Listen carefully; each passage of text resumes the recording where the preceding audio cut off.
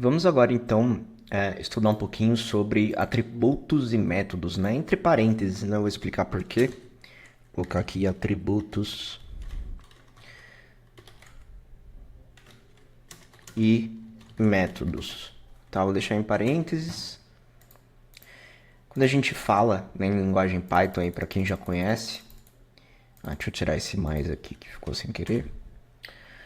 Para quem conhece aí linguagem Python, né, linguagem orientada a objeto também, mas é muito claro ali a utilização de atributos e métodos, né, principalmente ali quando a gente tem o nosso data frame, né, basta a gente colocar o df ponto e a gente consegue ver vários atributos e métodos que a gente pode utilizar ali dentro da linguagem, tá? Aqui no R é um pouquinho diferente, tá?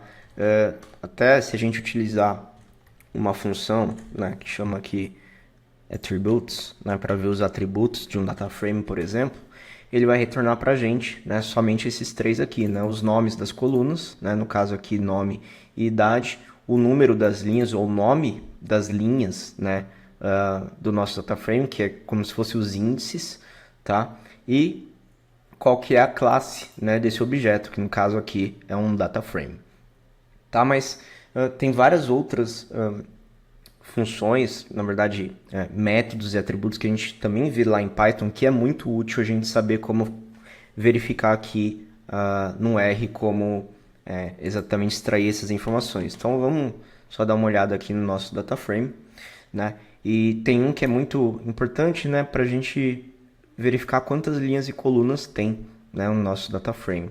E a gente lá em Python, né, a gente pode utilizar o shape, né, depois do data frame. Aqui a gente pode utilizar o dim, né, de dimensões aí do nosso data frame, que basicamente ele vai dar como primeiro elemento a quantidade de linhas e como segundo elemento a quantidade de colunas, tá? Então aqui, se a gente rodar, a gente vai ver que tem realmente 4 linhas e 2 colunas, tá? Então o dim, né, que vem de dimensões, ele realmente vai trazer isso pra gente, tá?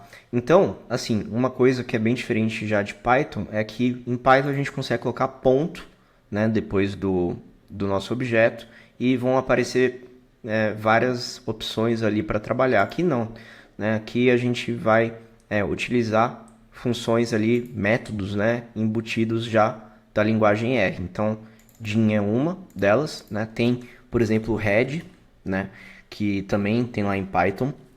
A gente precisa aqui passar o nome do nosso data frame e também o número, né, de linhas que a gente quer ver, né? Head basicamente é como se fosse a cabeça, né, do nosso data frame, ou seja, os primeiros ali registros e você diz quantos registros você quer ver. Porque às vezes você tem um data frame de milhões de linhas, né?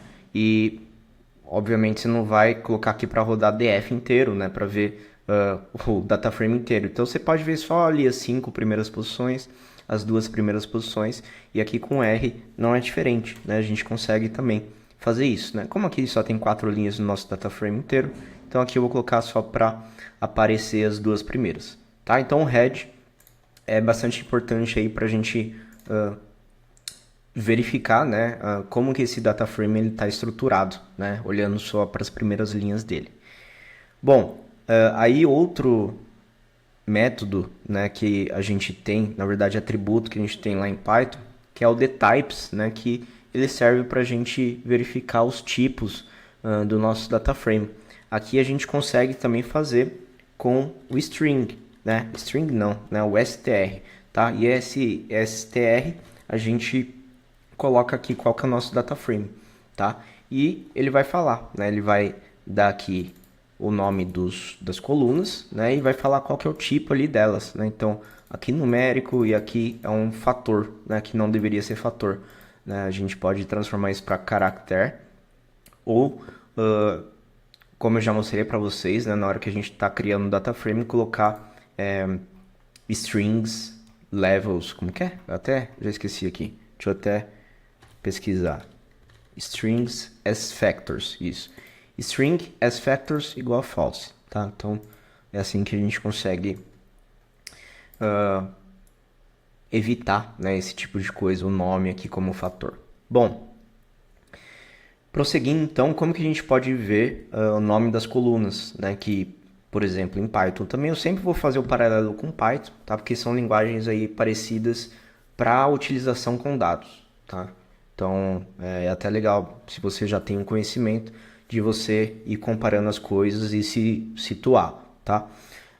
Lá a gente usa o columns, né? Mas aqui a gente usa, né, o call names, né? Então, se eu apertar só call aqui e der um tab, ele vai aparecer as opções. Então tem o call names aqui, e aí eu coloco o nome do nosso data frame. Então call names df, ele vai aparecer aqui o nome das colunas. De forma similar a gente pode fazer com os índices, né, o nome das linhas. Então aqui ele vai trazer 1, 2, 3 e 4, que são os nomes das linhas, tá bom? Então, outra coisa útil aí para realizar, conforme a gente vai fazendo tratamento nos data frames, né, no dataset, é importante saber o que está tudo ali à disposição da gente, tá bom? A maioria, então, como vocês podem ver, já são todas as funções aí embutidas dentro do R, né? Eu não precisei carregar aqui ainda nenhuma biblioteca, tá bom? Eu vou mostrar depois para vocês sobre o dplyr, né, que ele é bastante famoso, é parecido ali com pandas em Python, então a gente vai ver tudo que ele oferece e que a gente não tem aqui, tá? Isso só na próxima aula. Bom, e aí uma outra coisa, né, que é interessante que a gente utiliza lá em Python, pelo menos no DataFrame, é o count, né, que é um método que você utiliza para ver se existem valores. Na verdade, você vê quantos valores não nulos tem em cada coluna, né? Mas basicamente com o objetivo de ver se tem nulo ou não, né? E para a gente fazer isso aqui, no R, a gente pode utilizar, né, o callSums. Deixa eu ver se eu acho ele aqui. Aí, callSums, né? E a gente pode utilizar também uma outra função aqui que chama isNA, né? Ou seja, é nulo, né? É NA, NA no caso é nulo, tá? Então ele vai ver quantos nulos tem a quantidade, ele vai retornar para a gente a quantidade de nulos em cada coluna, tá? Então aqui, por exemplo, no nosso caso não tem nada, né? Então nenhuma dessas colunas tem nulos.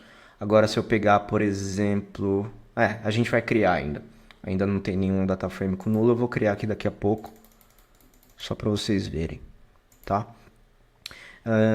Outra coisa interessante, né, até para eu modificar o data frame aqui, existe a possibilidade de fazer uma cópia também do nosso data frame, né? Igual a gente faz lá em Python também, com copy. Aqui a gente pode utilizar, vou chamar de dfcopy, o meu data frame, e a gente pode utilizar o próprio data frame, né, e referenciando um objeto data frame, aqui no caso df. Então quero fazer uma cópia de df e mandar para o dfcopy, tá? E aí se eu olhar o dfcopy, ele é igualzinho ao df, tá? Então, outra coisa interessante para vocês entenderem. Bom, olhando aqui para a lista que eu tenho, né, de atributos e métodos que são importantes, outro que é bem legal aí da gente saber é o S-type, né? Geralmente, quando a gente está fazendo transformação das colunas, né, o processo T do ETL, a gente precisa transformar de um tipo para o outro, né? Então, a gente consegue fazer isso também aqui. A gente consegue fazer isso aqui também em R, tá? Então, a coluna de idade aqui é numérica, né? Mas eu consigo, por exemplo, transformar ela em caractere, em string, né? Basta eu utilizar o s ponto, e aí, ó, eu vou dar um tab aqui e aparecem as opções. Tem o caractere, né? Eu posso transformar isso em caractere. E aí eu passo, né, o df idade. Cadê? Idade. Aí, ó. Tanto que agora ele traz as aspas simples, né? Mostrando que isso é um texto, né? Cada elemento aí é um caractere, tá bom? Então a gente consegue fazer isso também aqui em R, e tem outros tipos que a gente consegue transformar, né? Então S, por exemplo, integer, a gente consegue usar as data frame também, se a gente quiser transformar, as double, né? Então existem várias opções aí, vou até deixar aqui, porque na hora que vocês estudarem o script, vocês vão entender que existem essas possibilidades aqui também. Ou as data frame, né? Então, enfim, dá pra gente fazer essas transformações de tipo e salvar na própria variável depois, tá bom? Então, essas são algumas opções. Bom, agora, olhando para o nosso devcop aqui, como eu falei, não tem nada de nulo aqui. Eu vou adicionar duas colunas, então, para fazer alguns procedimentos, tá? Então, eu vou chamar o devcop, vou chamar a primeira coluna que eu vou criar, né? A primeira que eu vou criar de teste 1. E aí, eu vou mandar, né, para essa coluna um vetor, né, com alguns NAs, né? Então, como que eu coloco? NA maiúsculo, tá? NA minúsculo não vai funcionar. Tem que ser maiúsculo. E aí, eu vou passar só a primeira e a quarta linha como NA, tá? Vou copiar aqui e vou criar mais uma coluna. Agora eu vou chamar de teste 2. E na teste 2, eu vou colocar um aqui, 3 aqui, e agora NA, a segunda, minúsculo não, maiúsculo. Vou colocar a segunda linha e o quarto valor, né, dessa variável. Vou colocar como nulo, então vamos rodar. E agora vamos ver o devcop, né? Então agora sim, ó, agora a gente tem informações nulas dentro do nosso conjunto de dados, tá? Então a teste 1 tem o primeiro e o quarto valor e a teste 2 tem o segundo e o quarto valor, tá bom? E aí como que eu posso, por exemplo, omitir todos os registros que contém em qualquer coluna um NA, né? Então a gente consegue, em Python a gente consegue usar o drop NA, por exemplo, né? Aqui a gente consegue utilizar o NA. Agora é minúsculo, omit. NA.omit, ou seja, omitir os valores nulos, tá? De dfcop, tá? E aí quando eu faço isso, ele só vai retornar a terceira linha, porque é a única linha que em nenhuma coluna tem algo nulo, né? A primeira linha tem aqui, a segunda tem aqui e a quarta tem aqui e aqui, né? Então, quando eu uso o NA omit, ele vai trazer exatamente dessa forma, tá? Além do NA omit, a gente pode utilizar também o complete cases, né? No complete cases é a mesma coisa aqui, só que a gente precisa introduzir ele ainda na condição. Ele vai retornar aqui no caso, ó, ele vai pegar a primeira coluna, tá dando falso, segunda coluna falso, não tem nenhum valor nulo, a terceira coluna sim, né? E aqui como falso. Deixa eu ver aqui. Não. Aqui no caso ele está pegando só a primeira linha, tá? Confundi aqui. Então, falso, falso, true, false. Então aqui ele pega a primeira linha.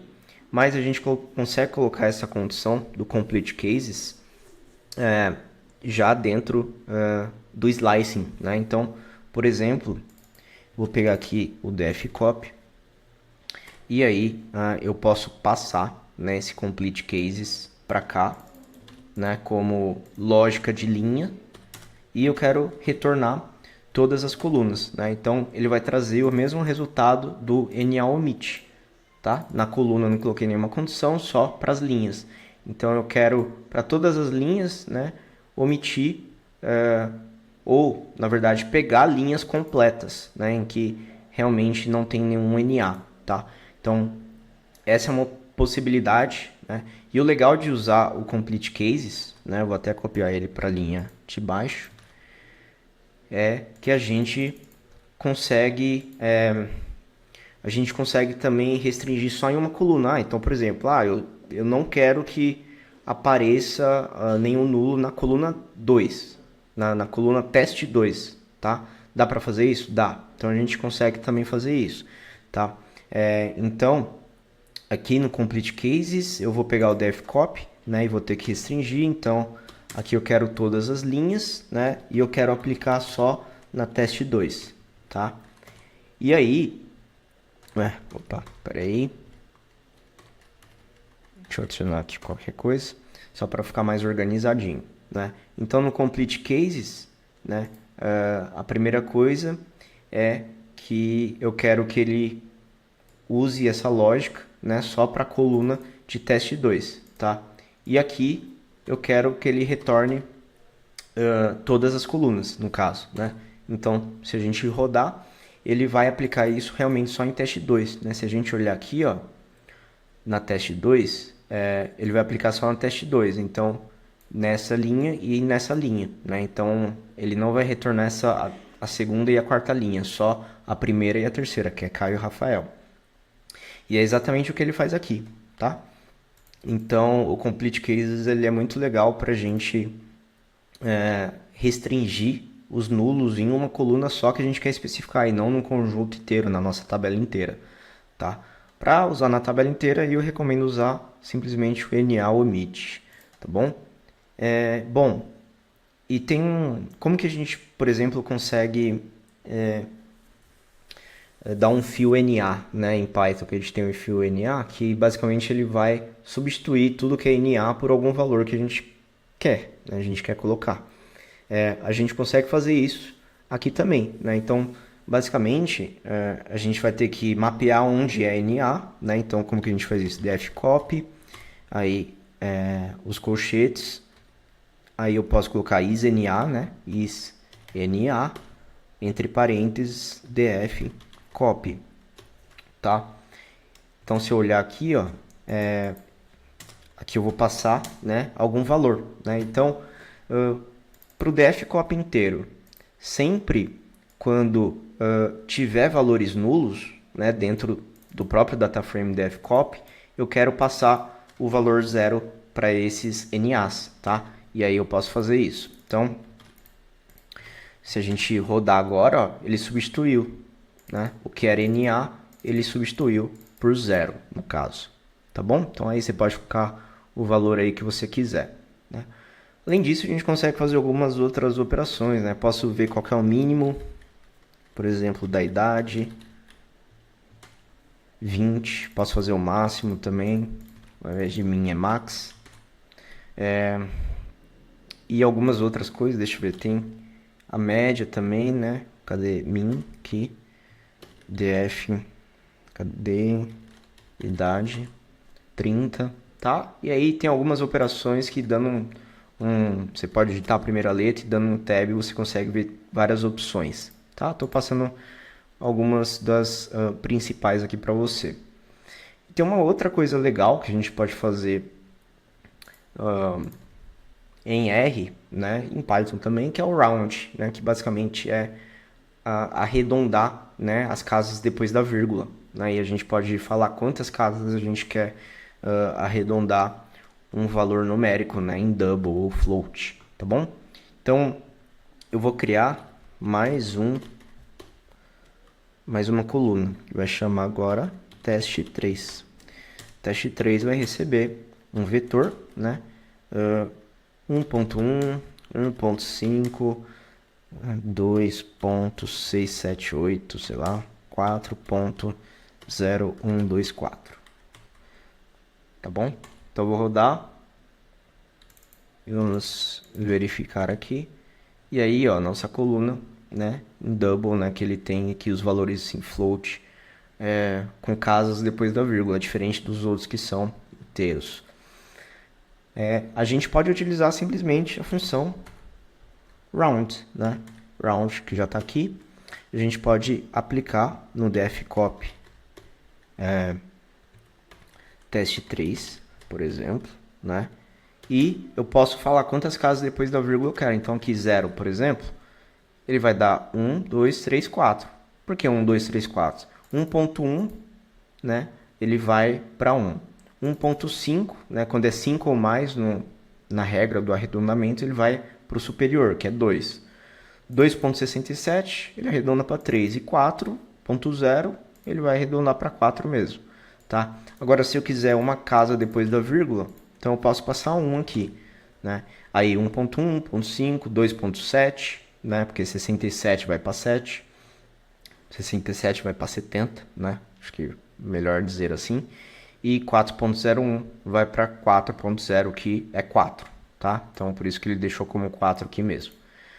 Tá bom? Então, assim, aqui também em R a gente tem várias coisas legais que a gente pode utilizar assim como a gente utiliza também lá em Python, né? Só que tem coisas que sem nenhuma biblioteca, sem nenhum pacote, fica realmente difícil de trabalhar, né? Então, por isso que existem algumas bibliotecas legais aí em R para a gente utilizar, né? E na próxima aula a gente vai ver sobre o dplyr, né? O dplyr, ele tem várias aí funções, né? Métodos que vão ajudar a gente a fazer coisas, né? Que no built-in do R não tem, né? Então é isso. Eu vejo vocês aí na próxima aula, já que essa está ficando longa. Até!